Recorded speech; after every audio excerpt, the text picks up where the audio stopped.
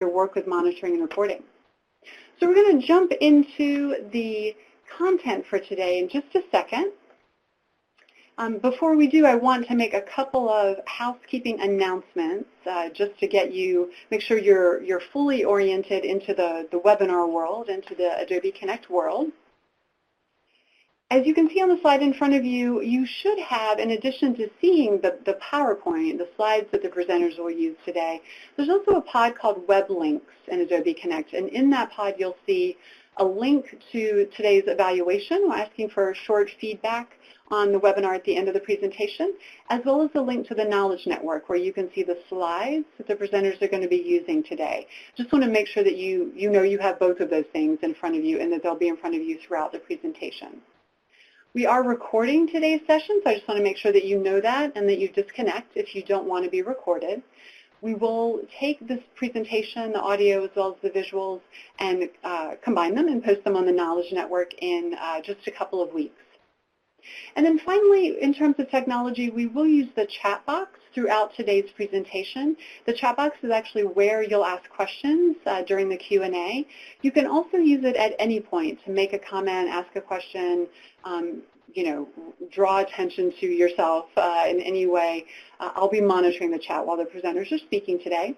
I do want to check and make sure that the chat feature is working for you. So if you could, take just a quick second and send out a greeting, a howdy, a what's up, what's going on, cheerio, whatever your greeting du jour is, to your folks so I can make sure you're hearing me. Great. Thank you, Maureen. I see greetings from Pennsylvania. Meredith, awesome. Thank you, Hillary.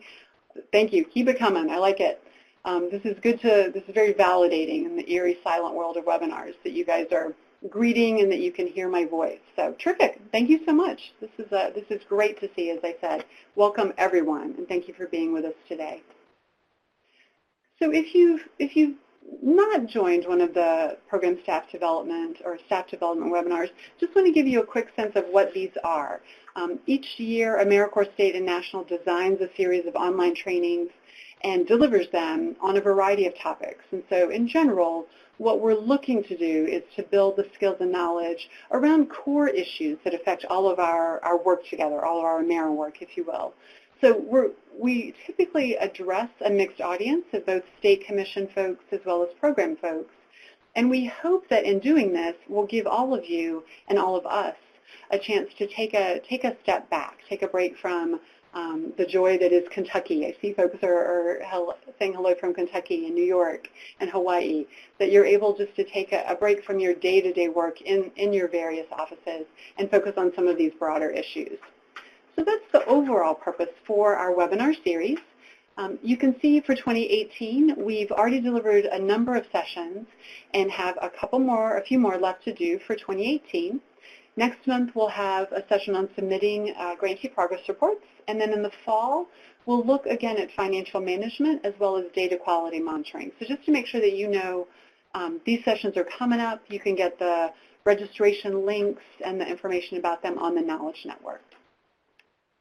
As I said, today's target audience, like many of our webinars, we really are addressing all of you who work in state service commissions, who work in national programs, and our tribal AmeriCorps program partners. We typically target these webinars to folks who are newer in their jobs, thinking you may be at a steeper part of your learning curve for AmeriCorps.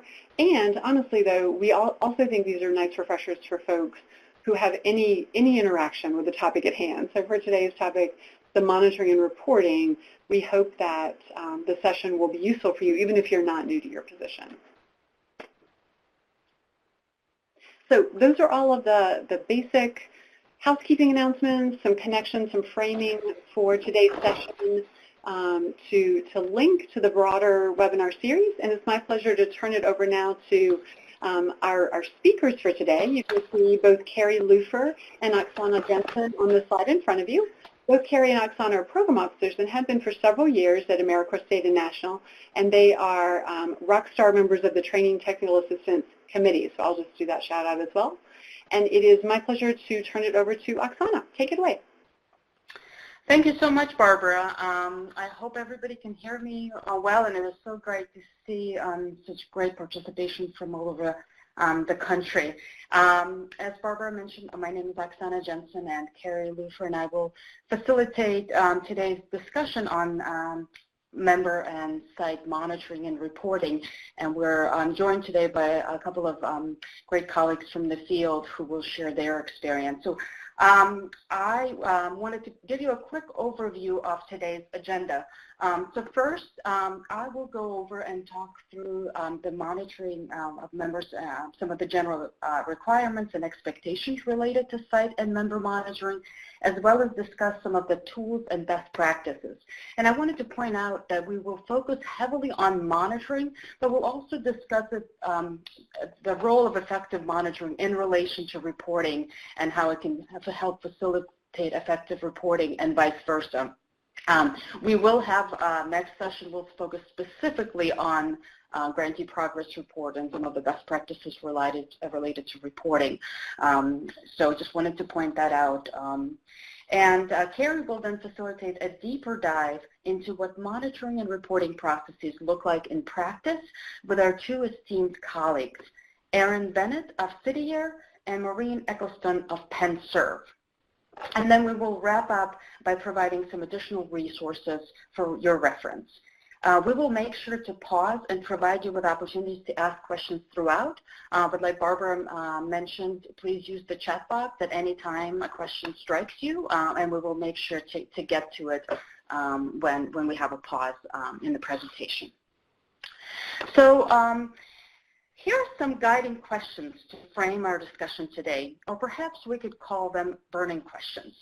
First, what is monitoring in the context of AmeriCorps programs?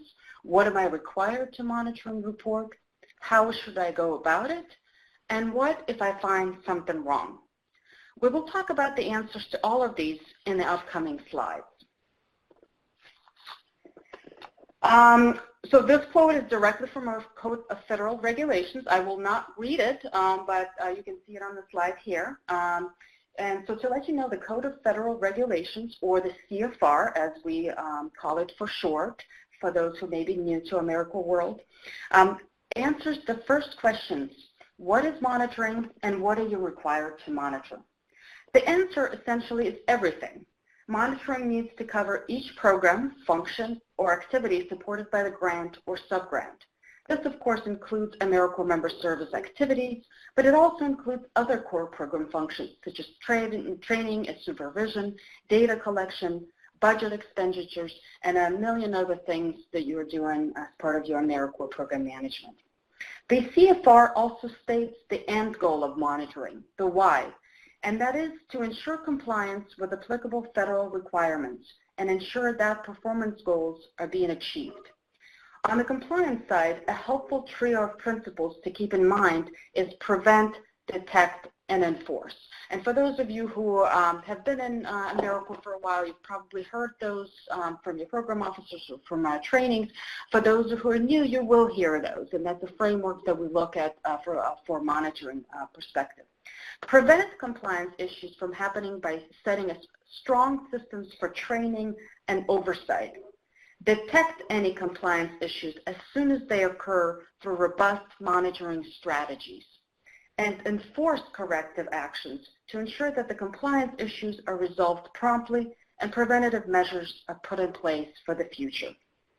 Regarding performance goals, it's important to develop high-quality data collection tools and systems that will help you monitor your progress in achieving the outputs and outcomes you committed to in your grant application.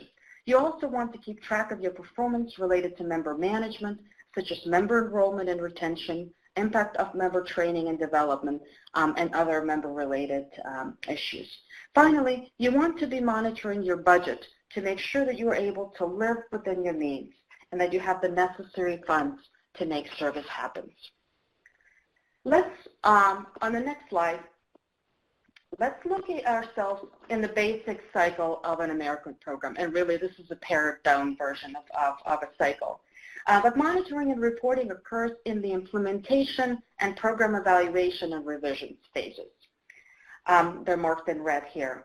And it supports the continued growth of the program's vision and foundation. It is a critical part of continuous program improvement, since it provides a reality check about what is actually happening on the ground and allows you to make informed decisions. It's essential that monitoring not be an add-on to someone's already full job description. It needs to be integrated into all aspects of program management, and all program staff will have some role in it. And I cannot emphasize that enough to make sure that that is considered. Here's another and probably better way of looking at monitoring. Not just a legal requirement, but also an opportunity to gauge and channel the impact of all the different member and site activities that happen each year, including the taxpayer funds that you use to support those activities. Ultimately, you want all of those elements to pull together in service of the ultimate goal of getting things done. This means that you're managing public resources effectively and that you're achieving positive and meaningful impact for program beneficiaries, for the broader community, and for the AmeriCorps members themselves, which is really, really important, as you know. So effective program management is a systemic approach. It ensures that various roles in the AmeriCorps grant management system are achieving their respective performance goals and are in compliance with federal requirements. Monitoring extends all the way from CNCS to the members and sites, with different actors being responsible for activities that are appropriate to their role along the way. And I would also point out that the errors probably go the other way as well, so that it's just a really important relationship between the various parts of that chain. However, there's no one-size-fits-all approach to monitoring, and it may look very different depending on the type of AmeriCorps entity you are. Monitoring responsibilities and activities for a commission will likely be structured differently than those of a tribal or national direct programs. Similarly, they may vary depending on the size and complexity of the program. It may be different for a large national direct grantee with thousands of members and hundreds of sites than a small regional or tribal program. It is important to know that monitoring and reporting for the purpose of AmeriCorps program management are two sides of a complementary symbiotic relationship. On the one hand, monitoring activities are essential to accurate grant reporting.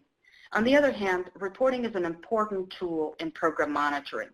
For example, reviewing various data and information submissions you may receive from your members and service location and different forms as part of your overall reporting process allows you to see if your program is on track and if it's meeting its performance measures, if members are on track and their service hours, and if there are areas of concern that should be addressed at a specific location or an operating site or grantee level. In order to achieve the fundamental goals of getting things done, as we discussed in a couple of slides ago, you need a well-thought-out monitoring plan that you put in place from the very earliest stages of program implementation. Your plan should address the who, what, when, where, and how questions. Who? Program and finance staff working together as a unified team. We can't emphasize enough how important it is for both the programmatic and the financial sides of the organization to do monitoring together, and that they communicate openly with each other about what they are seeing and what it means. We have had several issues with OIG findings or just programs failing related to, just grant stuff and financial staff not communicating with program staff in their monitoring efforts and having those roles being siloed. So it's really, really important that you try to work as a unified team. What? All aspects of AmeriCorps funded activity, as we've said before, should be monitored. When? Monitoring activities should be built into the program and finances staff schedules right up front and should follow the flow of the program year. Different types of monitoring may be more appropriate to different points of the year. We will talk more about that in a couple of slides. And it's important to be really transparent about the monitoring plan and make sure that everyone involved knows what to expect, the staff, the sites, the members. And then where and how. It should be done on-site or virtually, or both. We'll talk about the next slide about some of the possible monitoring methods you can use. The specific methods you use will depend on the geography, the program design, as we've said, and it will also depend on the type of particular risk that's posed by the program and your structure. So here's what I will call our pyramid of monitoring. For those of you who dabble in architecture probably know that a triangle is one of the strongest and most stable shapes for building a structure. So the design we chose here is not an accident. Please note that risk-based assessment is at the center of the pyramid, and it's central to all monitoring plans, no matter the type of program. The results of the risk-based assessment will inform your choice of monitoring methods. Common strategies used by programs include on-site visits, desk reviews, written reports, and ongoing communication with members and sites. Let's just talk a little bit more about risk-based assessment. Initially, it may sound negative to suggest that you look at your program sites and members through the lens of risk, but the goal is ultimately a positive one, to diagnose potential challenges before they happen, and to put the right kinds of supportive structures in place to make sure that every site and every member is able to be successful. There are a lot of advantages to risk-based assessment. First and foremost, it gives you a chance to look comprehensively at all aspects of your program in a consistent way so that everyone gets the level of support that is right for them. Second, unless you have unlimited staff time and capacity, which we're guessing nobody really does, we always can have more. This allows you to be smart about how you allocate your time, team members' time, and your limited resources. If you have a large nationwide program, it simply may not be possible to visit every site in person every year. So it makes sense to devote more staff time for in-depth monitoring of the most risky activities or sites, while using less time-intensive monitoring strategies for the less risky areas of the program. You also want to make sure that you're choosing monitoring strategies that are appropriate for the conditions on the ground. A risk assessment allows you to figure out the areas where the chance of potential challenges is the highest, and then choose the monitoring approaches that mitigate those challenges the best. For example, if your risk assessment indicates the possibility of staff displacement at a particular site, your monitoring strategies should include reviews of member position descriptions and regular interviews and conversations with members placed at those sites. Risk assessments are generally structured as a series of questions about each subgrantee or site. Some questions will probably cover areas that are riskier than others in terms of potential impact on program success, so it makes sense to weigh your questions based on the degree of risk they represent. And it also makes sense to do the risk assessment on or before the start of the program year so that you can design your monitoring plan using a full set of up-to-date information. However, risk assessment isn't a once-a-year-and-done exercise.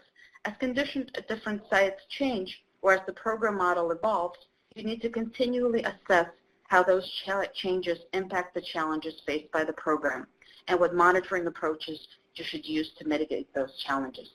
And if you're not familiar with risk-based assessment, or if you're new to AmeriCorps, please reach out to your program officer. They may have examples of other grantees or other commissions who are using effective risk-based assessment strategies, that they have good questionnaires in place already that they can share with you to develop this process. And it is a really, really important process, especially, like I said, with the limited resources and time and staff.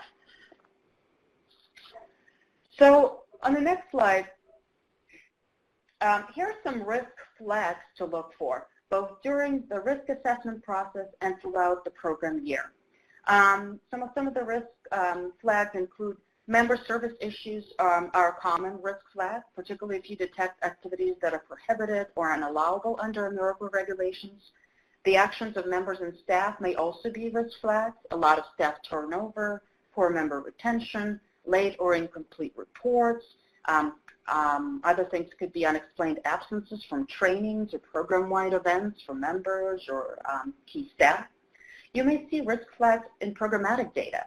For example, outputs and outcomes that are a lot lower or a lot higher than what you would have expected given the program model.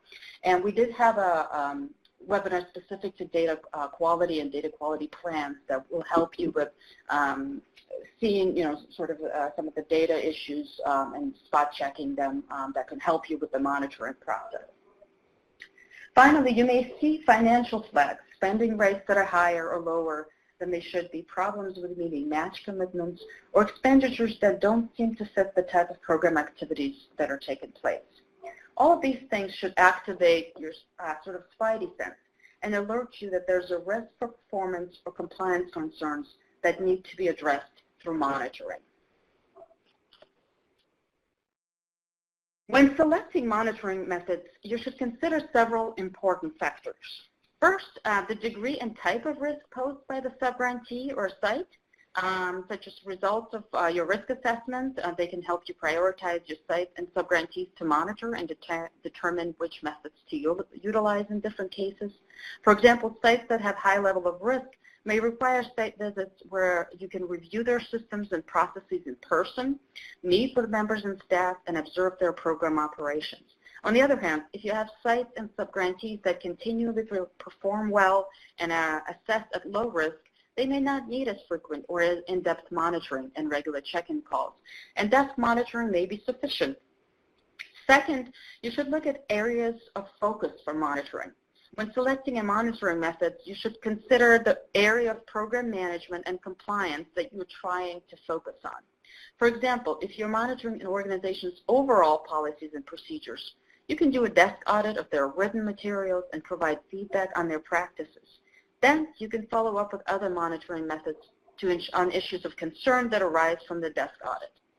If you're monitoring their member management, specifically, it may be necessary to be on site so you can talk to members, review member files in person, observe them during their service, meet with their supervisors, and overall get a feel for the place of service and what their experience looks like.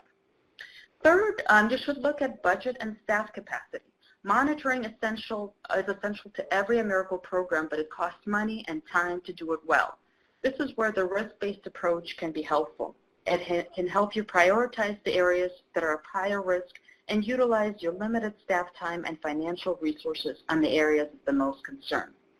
And the fourth consideration is the timing of monitoring activities.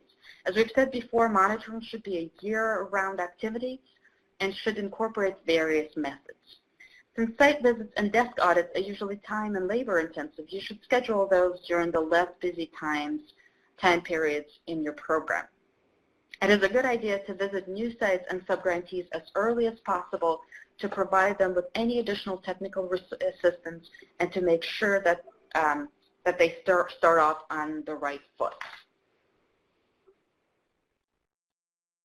To help get the most of the site visit, one of the tools in your monitoring toolbox, you should first ask open-ended questions during member and staff interviews. It's good to have those questions prepared in advance. Again, consider based on the type of visit, what you're looking at. You can definitely draft them in advance and use them. You also should observe member service in action. You should gather and cross-check information from personnel in multiple roles, such as members, site supervisors, program directors, and others. You should come up with, like I said, planned interview questions for different individuals in different roles and try to get a comprehensive and consistent view of the program operation. Some questions might be the same for the different roles. Some may vary, but it is good to have those prepared. You should review key documents prior to your site visit. That is always helpful to do in advance, so that way you can focus on in-person discussions and review when you get there. So you should take a look at site agreement, member position descriptions, application budget in advance. And that's just a couple of examples. You can look at some of the member files in advance, some of the policies and procedures in advance. And these will provide you with a lot of good preliminary information that can help you learn about how the organization operates and inform the rest of your visit and which areas need additional level of inquiry. You should also consider, to a limited extent, unannounced visits when needed.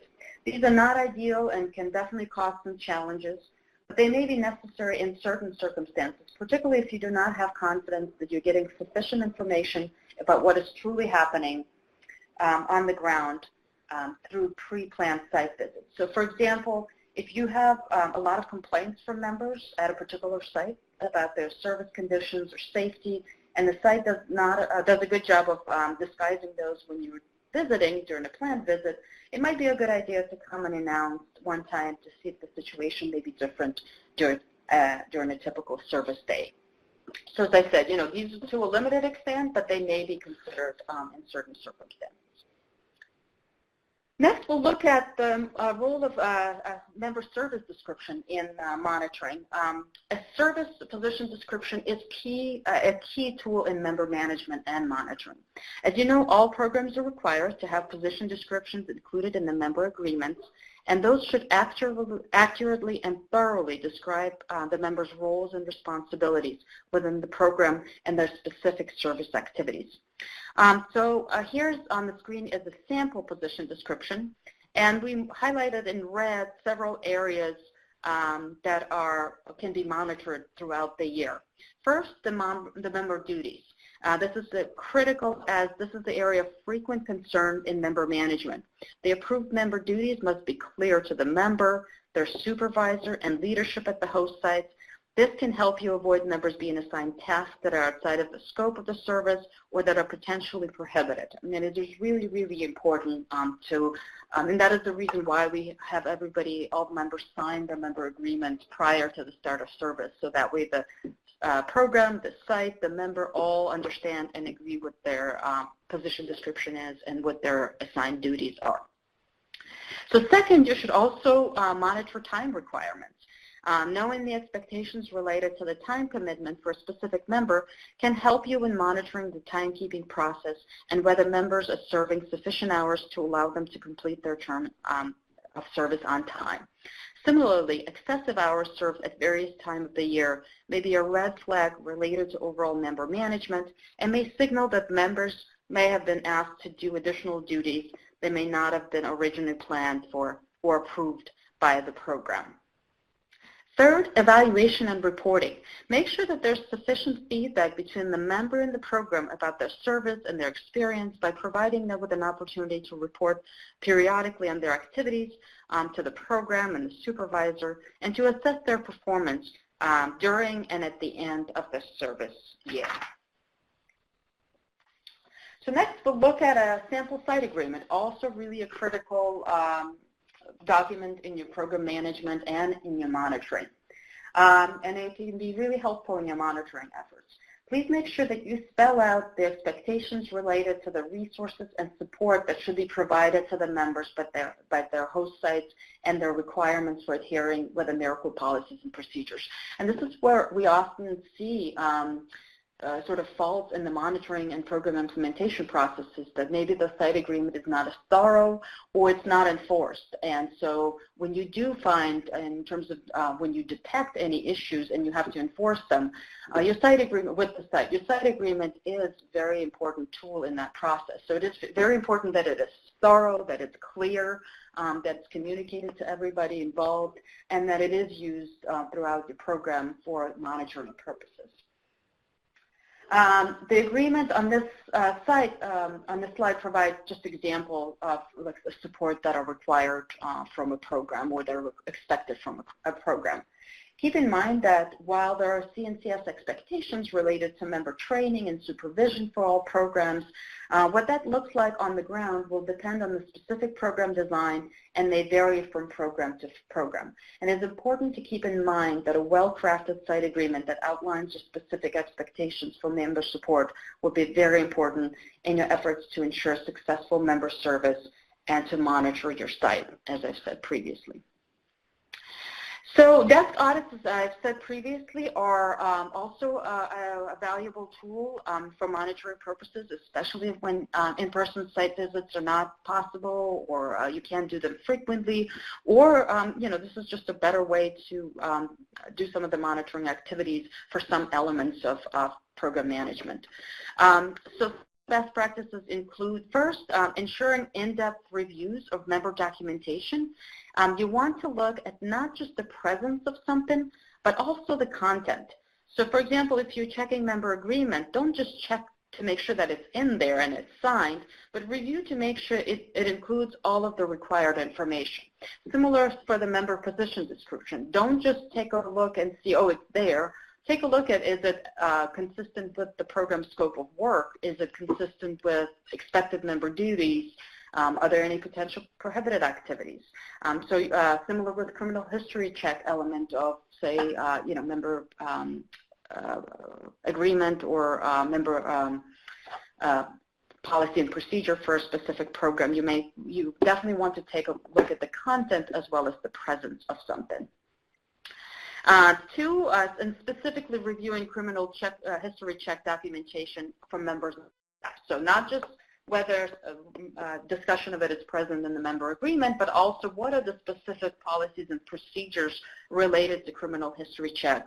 As many of you know, this is an area where our field is spending a lot of time and resources, and unfortunately we are still seeing a lot of non-compliant criminal history checks. So it is very important to monitor criminal history check policies and implementation of those policies, more importantly, as part of your monitoring processes. So desk audit is a great way to look at it. You can do it in the beginning, or actually a good idea to do it is before a program starts, particularly for new programs, before their program start year, to see that they have the appropriate things outlined and that they know how to do it. And then maybe early on in the program, and then throughout the program year, you can review the actual files from the member files to see if they've been carried out appropriately and according to their plan. You also want to ensure that you have appropriate tracking and verification of staff and member time. This is another area where we see a lot of IG findings and just a lot of issues with some of the member files. So you can do this by sampling a specific time period for programs and staff. You should also consider reviewing timesheets from members who were exited to make sure that the hours that were reported in the AmeriCorps portal are supported with the timesheets. Another area for desk audit reviews is also financial transactions and match documentation. You can review those with in collaboration with the finance staff. In selecting files to review, you should aim to have a representative sample. So for example, when you're pulling a sample of member files, try to include members of different service terms, those who've been exited, those who are still serving, maybe members who've been exited early, either for a compelling personal circumstance or cause, to make sure there's a proper documentation. And you also always should utilize a secure file transfer system to receive files with sensitive personal information from your sub-grantees and sites. It should never be sent to you via unsecure system if it includes any PII. So another important tool in your monitoring processes is ongoing communication. And as I mentioned previously, monitoring is a year-round ongoing activity. So in addition to site visits and desk audits that may happen at specific times during the year that you designate, there are other methods that can happen throughout. And so your regular scheduled check-in calls either by phone or in person, or your email correspondence are a really important part of your overall training and technical assistance and oversight and monitoring. So one way if your regular check-in calls may be used in monitoring is just paying attention to questions that are being asked during phone and email correspondence, and looking and seeing if there's any indication that maybe additional technical assistance or inquiry may be needed for specific issues that may come up. And that'll give you an opportunity to strengthen your prevent side of your monitoring approach. And this is, again, throughout the year, this is ongoing, this is a great opportunity. Another area you can look at is progress in financial reports. We talked about reporting as being a key in monitoring. Very important to look at your sub-grantee reports, your member reports, depending what your structure is, your financial reporting, to look for any, like we said, any red flags, any inconsistencies, any challenges that sites or members of programs are experiencing that need to be addressed. You also can look at reimbursement requests as a way of monitoring, member training and reflection activities. So if, again, depending on your role within the program structure or AmeriCorps structure, you can, if you are reviewing member reflection records. You can see if there are concerns about maybe member experience, or maybe they're a little behind in their hours, or maybe a particular activity that they're doing raises concerns. Again, this is all information you can use. Social media obviously is becoming an increasingly used tool for monitoring. And keep in mind that overall, in any of approach that you choose, building trust and relationships is key to an effective monitoring process. So that's first and foremost should be your approach, is just making sure that throughout the year you have a good trusting relationship with your sites, your members, or your sub-grantees, again, depending on your role within the AmeriCorps system. So in order to document monitoring activities, you must ensure that you have proper systems in place, including, documenting your site visits, your desk audits, and other interactions. So again, there's not a specific expectation. This may look different for different programs. As long as you do have thorough documentation, you can talk to your program officer about setting up such a system if you're new or if you don't have one. Some programs use the CNCS monitoring tool, and the excerpt is available here on the slide, as a starting point, and you can adapt it to your organization, and you can get a copy of this tool from your program officer if you don't have it. So then when transitioning, so the previous conversation was mostly related to the prevent side of monitoring as well as detect side. What do we do to strengthen our monitoring systems, to develop them, and then to also detect any issues as they may come up during the way. What do we do when we actually identify a compliance issue? So here are 6 important steps that you should take. And first, you should document that issue, very important, regardless of how small or large it may be. You want to make sure you document it. You want to specify corrective action in writing, and it will depend on the gravity of the issue or the extent of that issue. Notify CNCS if appropriate, and there are certain requirements in the terms and conditions related to reporting of specific issues. So minor issues may not need to be reported. Things like prohibited activities, criminal history check noncompliance, fraud, waste, and abuse are things that absolutely have to be reported to CNCS. So if you're not sure, definitely discuss with your program officer. But again, the terms and conditions outline some of these reporting requirements. You also should consider retraining staff and or members as appropriate, depending on what the issue is and where that failure in compliance may have happened. So that consider that as part of your resolution. Follow up within a reasonable period to confirm that it has been corrected, that issue, and disallow hours and costs if needed. And again, that's something that could be discussed with your program officer if you're not sure what types of costs should be disallowed, and also the grants officer. The extent of the specific response may depend on the problem. Always discuss, like I said, with the program officer and grant officer for the financial findings if you're not sure. And if you do identify significant issues, please make sure to report them to CNCS. So this provides sort of an overview of some of the expectations and requirements and best practices and tools related to monitoring of sites and members and reporting to a smaller extent. Now we will pause for any questions that there are, and then we will transition to a really, really exciting part of this webinar is a program and commission spotlight, where we will hear from our colleagues in the field about how they've handled things and some of the things they've learned. So Barbara, do we have any questions? Yeah, hey, Oksana. So at this point, I don't see any questions yet in the chats, but I do just want to remind folks, if you have any questions or comments about anything you've just heard, now's the time. We'll take a minute or so and see if there are any bits that you would like to have Oksana address, or if you'd like to talk a little bit more about. Any questions you want to chat in at this time?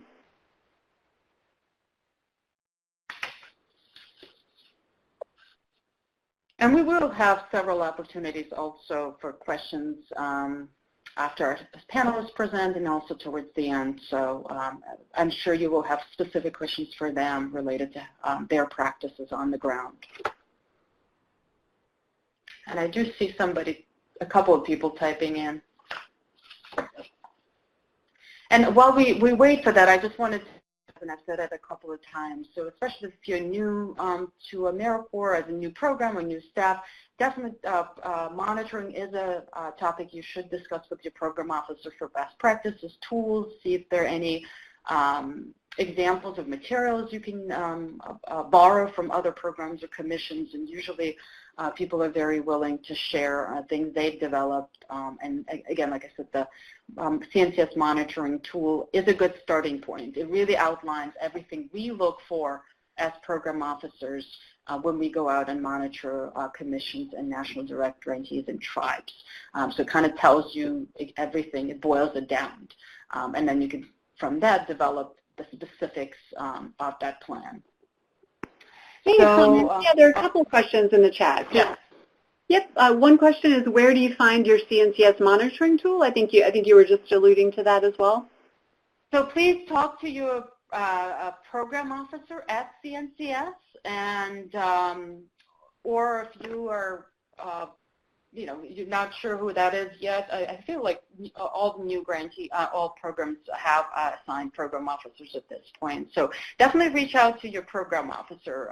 And do you know, Kimberly, who that is?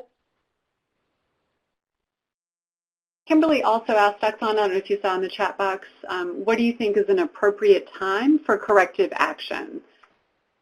So it would depend on the gravity of the situation. So with things like, maybe their timekeeping practices are good, but they could be strengthened, and maybe they're not, signing them in a time period that's ideal or something like that.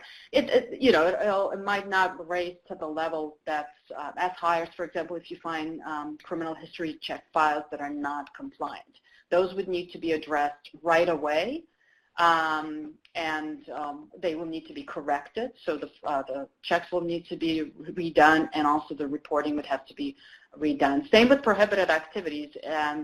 Anytime you find prohibited activities, those should be brought up the chain of, sort of your command. If you are within the commission, make sure that your executive director and leadership know, and make sure the program officers know, or if you're national direct. So it really depends on the gravity of the situation. Similar if, and when we do monitoring,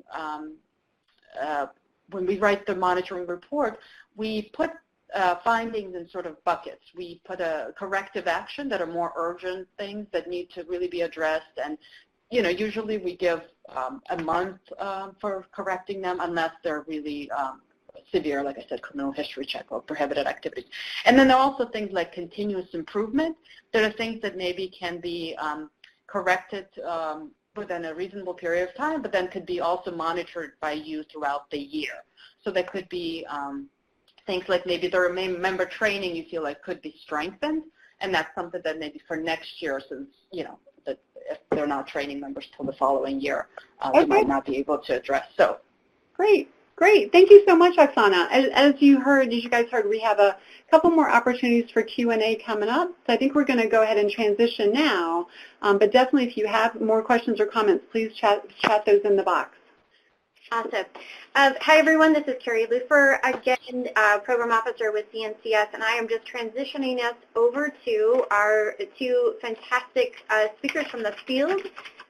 We have an individual representing a national direct that has a powerful and widespread program for AmeriCorps, and then we have a state commission from Pennsylvania. So the first up, we have Erin Bennett, and she is the Vice President of Federal Grants Management with City Year. So Erin, I will let you start us off and tell us what this looks like in the field.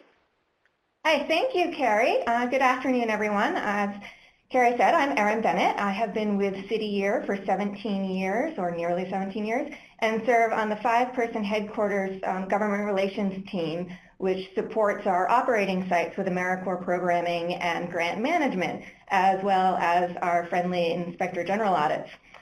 City Year is a national direct program that operates in 21 states and enrolls over 3,000 members annually. In addition to our national direct, we receive grants through 17 state commissions. For us, this means that we not only have to monitor against CNCS requirements, but also against commission-specific requirements. And since we are a school-based program, we also have to follow some district requirements as well. So in short, we have a lot of rules to follow and check against. As a centralized organization, we work to integrate our compliance monitoring into our daily practices so that it's not a one-off event, but occurs in a cyclical fashion throughout the year. For example, we have established an annual business process, or steps, for reviewing our member service agreement to make sure that it is up to date and compliant. Further, we work with our IT departments to build compliance activities into all of our systems so that they don't even get noticed by the site staff. So essentially, we're hiding our vegetables for our kids. Even so, we maintain continuous monitoring through our menu of strategies guided by the monitoring pyramid that was described by Oksana. It is important that we mix monitoring events with ongoing strategies so that our staff stay engaged and focused on managing the program with fidelity to our grant objectives and our program requirements, and also to avoid anything that would cause members' hard-earned education or to be disallowed. Plus, as stewards of taxpayers' dollars, we want to make sure that we're meeting the conditions and requirements under which the funds were awarded. So in essence, we think of ourselves as referees, making sure that all of the players are following the rules. So what do we do, and how do we think about, how do we start and the basis of where we're going to go with our monitoring pyramid? One of the things we recognized is that we'd not be able to monitor staff remotely without being specific around our expectations around, and roles of what they should be doing. Therefore, to set the ground rules and have something against which we could support our sites through the pyramid approach, we set up two tools, the service level agreement, which you see here on the screen, and a staff scorecard. In addition to setting expectations, these tools are also valuable for managing our staff transitions, and we hope for improving their staff efficiency since they know what they should be doing, as well as being able to self-identify whether they're successful or not in their task. Because we are a single organization, we do not use sub-agreements or MOAs with our operating sites, but our SLA, which is here, serves a very similar purpose. The example that I'm showing you is a portion of the SLA for our member administrative management, aka our lovely member files. But most of our HQ departments create SLAs for different types of services that they provide our sites. So the one that you're seeing here is actually our 2017-18 member file SLA because we were a bit behind in updating it after CNCS changed the enrollment processes. So you'll see some old things in there. The one on the left, the page on the left, includes a summary of what our department's main responsibilities are in supporting the sites and managing their program. And the page on the right includes a detailed description of the activities that HQ and the sites are responsible for doing and within what time frame, if it's applicable, so that headquarters can meet the main responsibilities that you see on the left successfully. For example, for enrollments, if you look at the top, if you can see it, if you look at the top line on the right-hand side, headquarters is responsible for sending out communications regarding the timelines to site points of contact, and the individual site point of contact is responsible for ensuring that the site staff and member supervisors are trained in the timeline. Following this approach, we're able, if anything is missed, we're able to see where the gap was. It's really helpful. So for the scorecards, which on the next slide, the scorecard drills down on the individual staff position's responsibility around program management.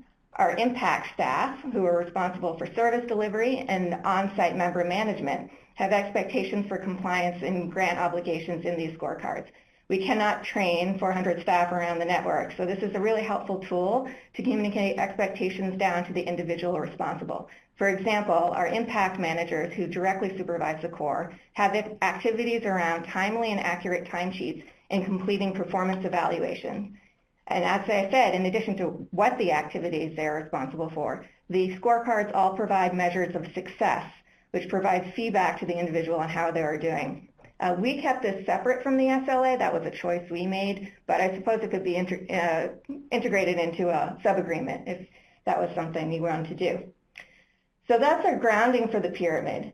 But when we look at the pyramid, the first thing we look at is ongoing communications, because communications will make or break you as a whole. Because we are large and geographically dispersed, we rely on a train the trainer or communicate to the communicator approach for ongoing management.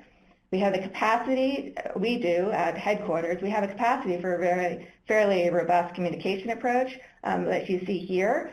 For example, our weekly newsletters consolidate deadlines and updates and reminders across multiple headquarters or departments to reduce email. It also makes it easier for site staff to go to one document that's related to their position. We also try to make sure we communicate info across at least 2 channels, newsletters and conference calls, so make it a little bit more information rich. But since we partner across 17 commissions, I've seen other frequencies work just as well. So we do it weekly and monthly, but I have seen other frequencies that work just as well as ours. And as a tip to any national direct that's on this line, as Oksana mentioned earlier, if you have a state commission grant, or try to reach out to the state commission and see if they have any newsletters you can attach yourself to or any calls that are open. They're really, really helpful, and they provide a lot of information for us, and we use that information all the time. You just have to be sensitive about discerning what is state-specific versus what is required by CNCF, because they're state-specific. So remote monitoring, the next piece of the pyramid. We use a calendar, well, we have a lot of strategies around remote monitoring, but what's helpful for us is that we use a calendar and a monitoring tracker together. So the one on sort of like on the top, and then the bottom is we have a monitoring tracker. Typically, we plan out our activities for the year, such as desk reviews at the start of the year, and share the calendar with our sites. There may be some TBD items at the beginning of the year for activities at the end of the year, but we would catch up on communicating those through quarterly updates. For example, the one at the top at the right is distributed to our site staff responsible for member files and shows the Q2 activities for those staff people. In October, for example, we at headquarters will have completed our start of year internal reviews of position descriptions and MSA amendments, and sites are expected to run an hours check to make sure that members are on track to reach their 1,700 hours. At the bottom, you can see how we track what we do. It's basically just a simple Excel spreadsheet that we update throughout as we go through the year. It helps us know what we have done, what we plan to do, and saves us from having to dig through emails and files at a later date when we're asked what monitoring activities we did over the year. I also comment that standardized materials are really helpful for remote monitoring. We standardize compliance-related materials such as the MSA, member service agreement, position descriptions, and training such as the history of national service to the extent that we possibly can. To manage for these differences, across state commissions, we either adopt that commission requirement as a baseline requirement for all of our core, or we create an amendment to the MSA for just that particular operating site. And members also sign all of our amendments. So it's an ongoing process. It's really helpful. For on-site monitoring, we have, again, 2 different approaches for on-site monitoring. One is conducted by our site staff, and some is conducted by headquarters staff. As a matter of capacity and cost, local monitoring occurs at a much higher frequency than HQ on-site monitoring. So therefore, we provide a lot of support to the local site staff. To support them, we create some standardized tools, such as the after-school safety checklist. We also support them in developing tools that meet their local needs, such as observational and interview-based rubrics with standardized questions.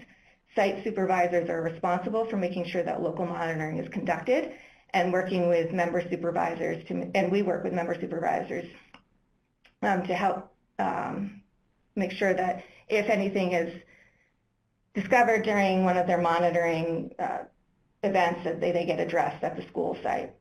We also ask sites to confirm that specific types of monitoring have occurred, in particular the safety checklist, but we do not actually collect everything that the site does. We would just be awash in paper if we did. So we can have them confirm it, and they're expected to store everything locally.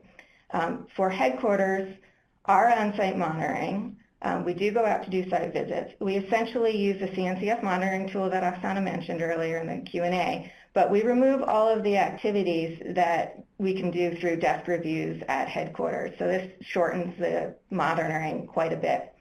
In terms of frequency, we do not have the staff or money to visit all 29 operating sites every year as much as we'd really, really like to.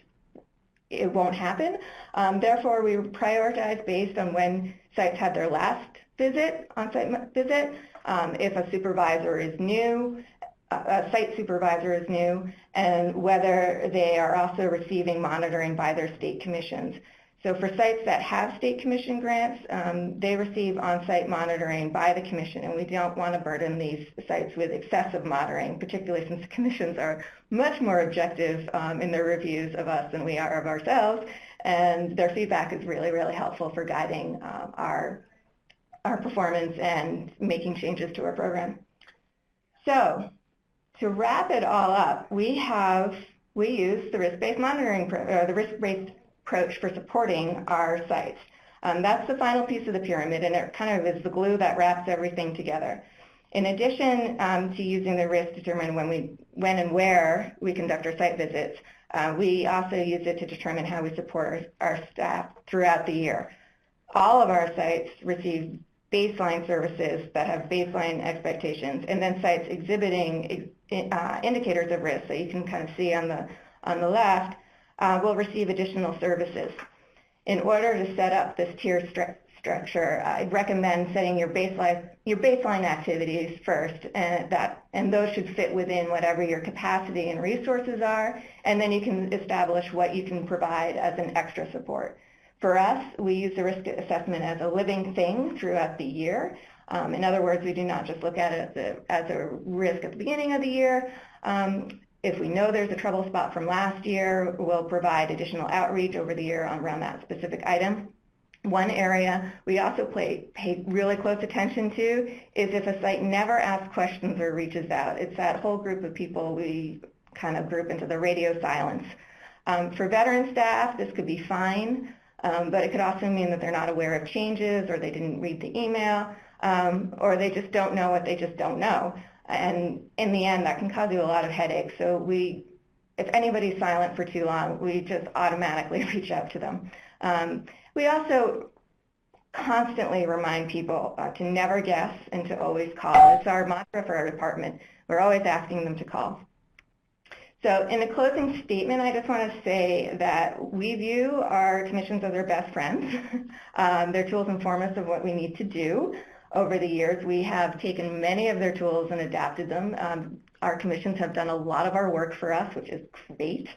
Plus, they also may know something that is unique to their state that we just might not be aware of. So as something that's related to state law, it frequently comes up from the commission. It's not something that we can learn through either CNCS or just learn.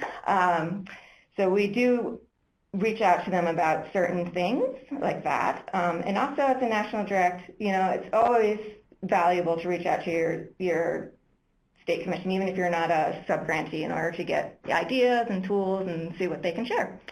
So that's our approach, and it's how it kind of looks for us in the field and how we do monitoring and using that overall pyramid approach. Awesome, Erin. Thank you so much. This was really valuable information, and I think really awesome to have insights into what it means to be a large national direct, but I can see a lot of these same approaches being used with small grassroots programs, especially a lot of our tribal grantees. I know there's a few on the phone too. So thank you so much for that. And any questions for Erin? See, we've got possibly some folks there giving some kudos to Erin. That's awesome. We'll pause here for just a second to see if there's any questions for you, Erin, before we move on. Oh, Kat from Florida. Yeah, Adobe Connect is kind of a tease, right? You can see I can see typing. who's writing. Let's see if we have any questions.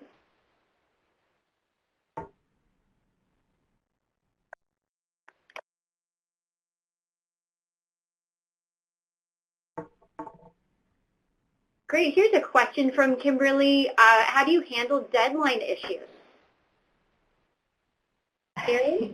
Deadline, people who are not meeting deadlines or people who are missing deadlines.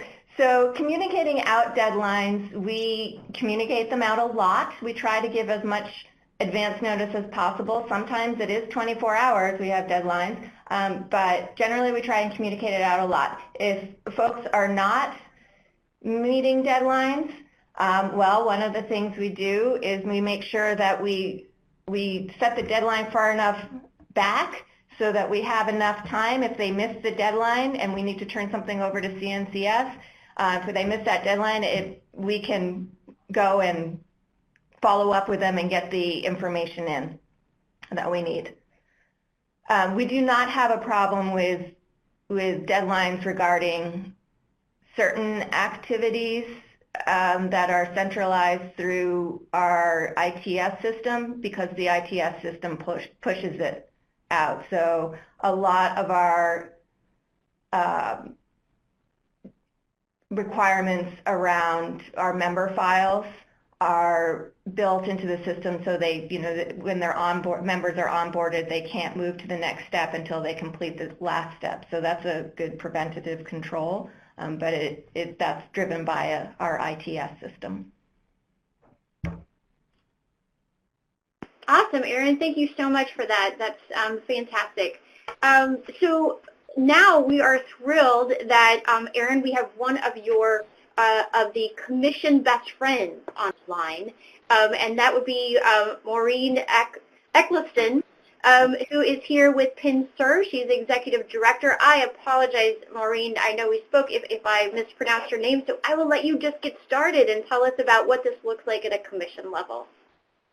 Well, thanks, Carrie, and not to worry because about 98.7% of all people mispronounce my last name. So thanks to you and Oksana and Barbara for asking me to join the webinar today. And big thanks to Erin for showing the pretty amazing systems and tools that City Year uses. In Pennsylvania, we're lucky enough to have City Year Philadelphia as part of our portfolio. So I get to interact with Erin from time to time and with other City Year staff. And their tools are just really strong and keep them in great shape.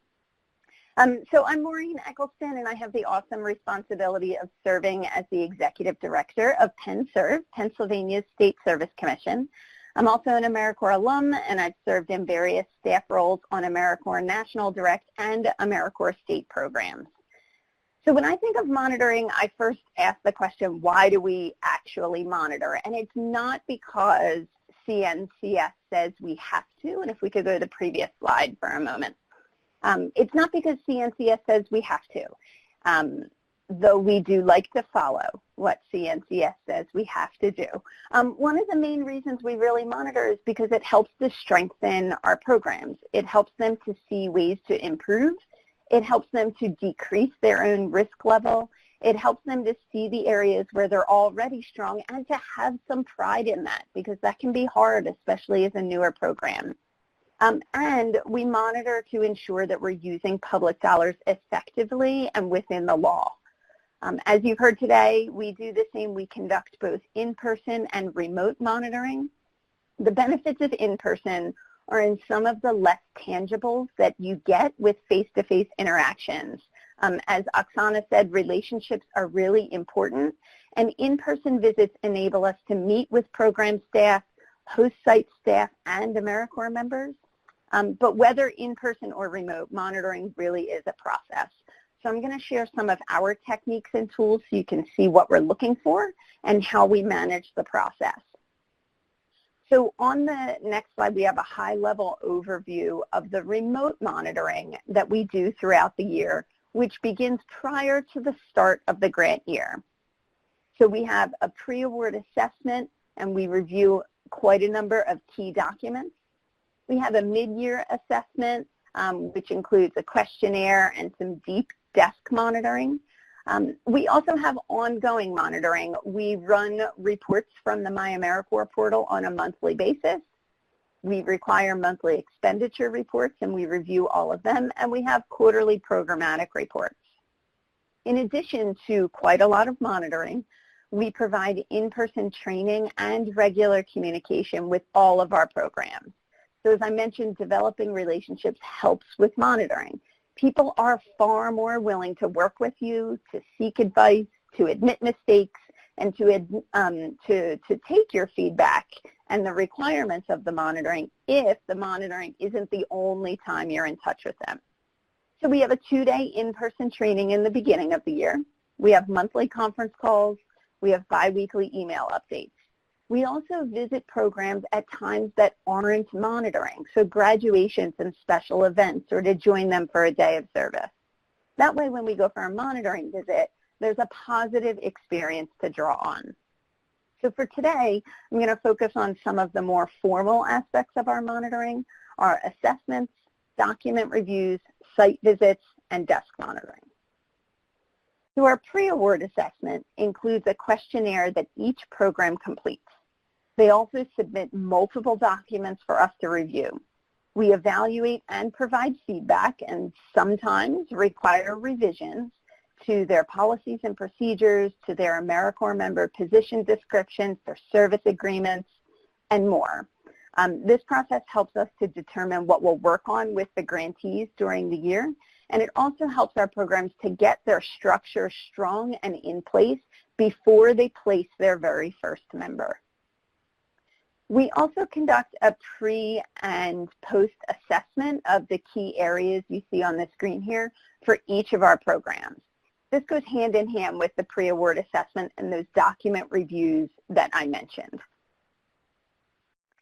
We aim to conduct site visits every 3 years, more if the program has a high risk level. So you're hearing a lot about risk-based monitoring today. During programmatic site visits, we review a sample of AmeriCorps member files. We meet with program staff.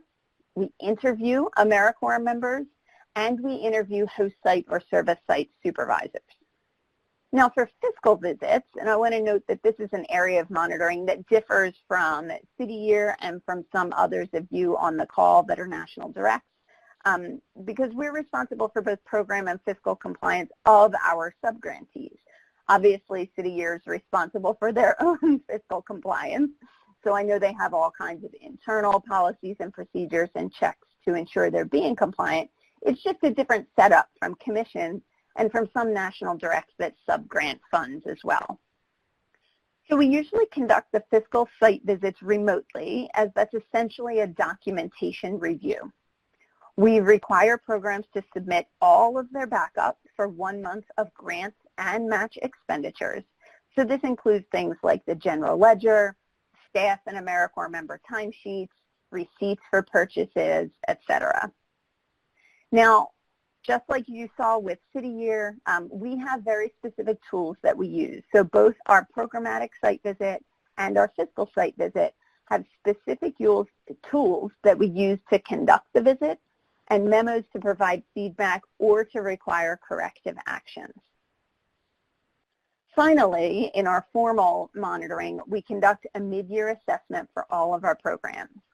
Now, what we review depends on if they were selected for a program and or fiscal site visit in the same year or not. So essentially, if they've had a deep dive for a program or a fiscal site visit already this year, then we ask for a little bit less documentation at the mid-year desk monitoring process. But all of the programs complete a questionnaire. We may review member and fiscal documents. This is also a time for us to look back at the previous year's monitoring to see if there are issues that may be continuing. Now, out of this process, each program is given a risk score, which informs our future monitoring plans. And this risk score is based on the 17 categories that are in the tiniest of all fonts on this screen. I do want to emphasize that for every type of monitoring that I've talked about, we do have, generally speaking, a predetermined tool that we use.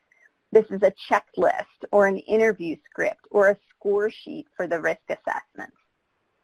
So everything, all those documents we review, the member service agreement, position descriptions, grievance procedures, policies and procedures, we have checklists for all of them so we know exactly what we're looking for. Now, this is really helpful both to us and, I think, to our programs.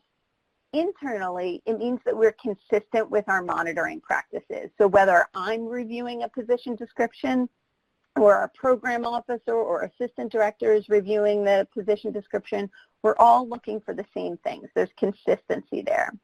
And we also don't have to create any type of monitoring procedure in the heat of a question of noncompliance. For our programs, I think it's also helpful. While we have some programs with large staffs and maybe even national offices backing them up, we also fund many small organizations that have one or maybe two staff members who are responsible for everything, the people who have a closet full of AmeriHats that they are wearing all day long. And so they can use our tools to conduct self-monitoring, to help set up their systems when they're new, and to know what to expect when we do come for a visit. So I hope that's been a helpful high-level overview of our monitoring from the Commission. I'm happy to turn it back to Kerry and then be available for questions. That's great. Thank you so, so much, Maureen. So any questions from folks out there listening? You can, again, write those comments or questions in the chat. Hey, Maureen, this is Barbara. I have a question for you. It's not in the chat. This is just one from me. I think you mentioned in your portfolio you have a planning grantee. If that's true, or if you've had planning grantees in the past, are there any differences in terms of your approach? I mean, it's obviously they don't have members, they don't have sites, but is there anything in particular about monitoring planning grants? Yeah, we do have a planning grantee this year, and we've had them over the past few years as well. And of course, it is a little bit different. In some ways, it's a little bit easier because there are no member files to review. We do a fiscal review of them, just as we do for the operating programs. And we review their policies and procedures as they develop them. So that's one of the beauties of a planning grant and of having these tools already available, is I can hand them to a planning grantee and say, this is the checklist you need to develop your member service agreement and your national service criminal history check procedures based on this checklist, and then we review as part of the planning grant. The planning grantees, do go through the same pre-award assessment. It's just the reality is that there are fewer documents for them to submit at that time because they haven't developed things yet. Thank you. That's very helpful. Thank you so much. Sure. Any other questions from Maureen or Aaron or Oksana? Looks like someone is typing in. Looks like the great state of Maryland is typing in, if I'm reading that correctly.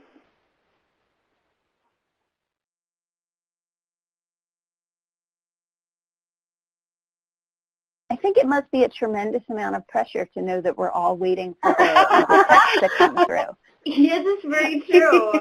It does seem to happen that you'll see a name typing and then suddenly they're no longer typing. I think, yeah. It's like the ... on your phone. You're waiting. Okay, any templates you are willing to share for checklists would be very welcome. And yes, poor Kerry, spelled K-E-R-R-Y like mine. Then I realize that was a lot of pressure for you, Kerry.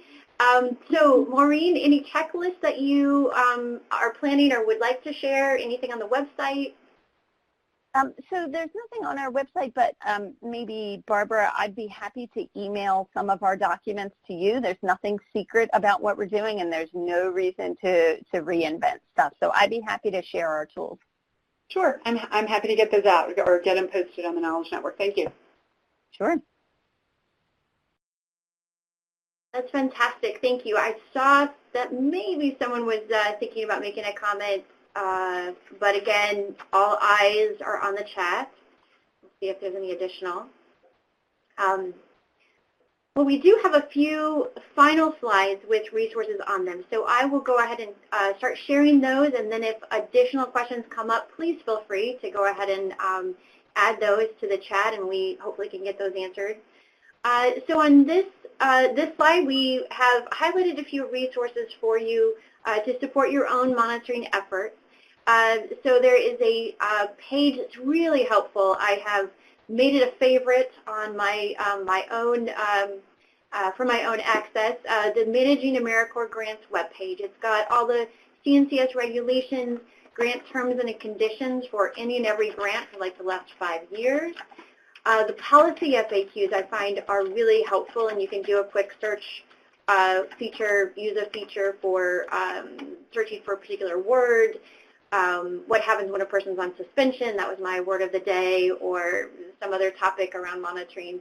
And then certainly the Knowledge Network. We've got tons of e-courses. The information from today's PowerPoint is going to be on there. So we've got actual online courses that would be helpful. And then more resources. We have created Startup Guide, what we would term as the Big 5 documents, and we provide templates on how to design certain materials that are important to have as you're starting up a new program. Again, we talked about our monitoring tool. That is accessible to you through your program officer, so we are happy to send you our template if you think that would be helpful to designing your own monitoring. There are financial management resources online, and then certainly your program and grants officers work in tandem here at headquarters, as well as are available to you to support you with any questions that you have. And then finally, we're all so excited to see Barbara and all of our colleagues and friends at the symposium, and the workshops I find are quite helpful as you're thinking through monitoring. Oh, and what did you have here, Barbara? You want to move forward? Okay. Sure. Thank you, Carrie. I just wanted to echo the thanks that Carrie and Oksana shared with both Erin and Maureen. Just really impressed by all your time. Thank you for giving your time and your wisdom. And I loved hearing your stories on the wonderful joy that is monitoring and then the intricacies of it. I did just type in the chat box the link for the feedback form for today's webinar. We would love, it's a very brief survey. We'd love to hear any feedback and recommendations you guys have for these webinars as we move forward. And then as Carrie said as well, this recording will be on the Knowledge Network in a few days. The next AmeriCorps Program Staff Development webinar in the series is coming up after the symposium. So we'll see you back here on the interwebs on September 27th, looking at the Grantee Progress Report. And then again, finally, just a thank you. Thanks to Oksana, Carrie, Erin, and Maureen, and all of you guys for logging in today. I hope you have a good rest of your afternoon, a wonderful August, and we'll see you at the symposium. Thank you so much. Thank you. Thank you. Thank you.